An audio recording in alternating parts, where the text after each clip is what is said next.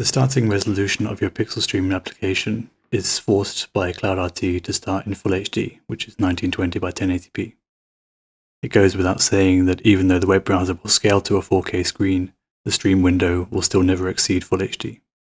Setting high resolutions will be available to you in the future, however. So after the stream has started, the dynamic resolution feature of the WebRTC player is then used to intuitively adapt the resolution of your application so that it fits the dimensions of the web browser it's embedded in. Although the resolution of your application will be mainly controlled via the WebRTC player, we still recommend to add a starting resolution command in your level blueprint. So with your project open, let's go inside your level blueprint. And in here we'll add a execute console command node. Then we will add the command r.setRes 1920 by 1080w. The W stands for windowed.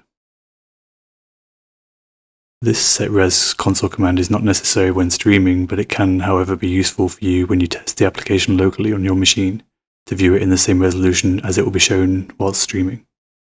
Additionally, if you're using Unreal Engine 4.27, you need to add another console command here to your project. It goes as follows: pixelstreaming.webRTC.disable resolution change, and the value is 0. 0 means that we're enabling resolution changes. So also please be aware that this console command here is missing in UE 5.0, but it works automatically without the need for this command in 5.1. So keep that in mind.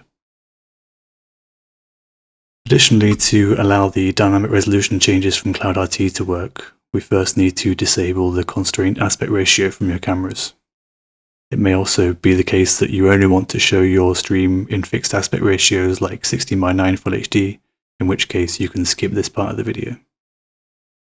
So if you intend to use the dynamic resolution feature of CloudRT, first locate where your cameras are being used in Unreal Engine.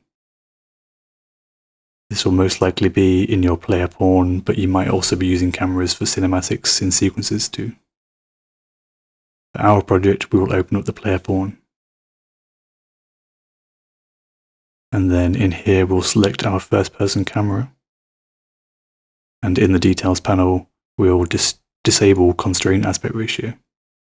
Disabling it allows your in-game camera view to fill the whole stream window without the black letterbox effect around the edges.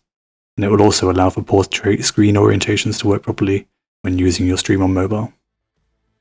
So that concludes the resolution section, and continue to the next video for the next lesson.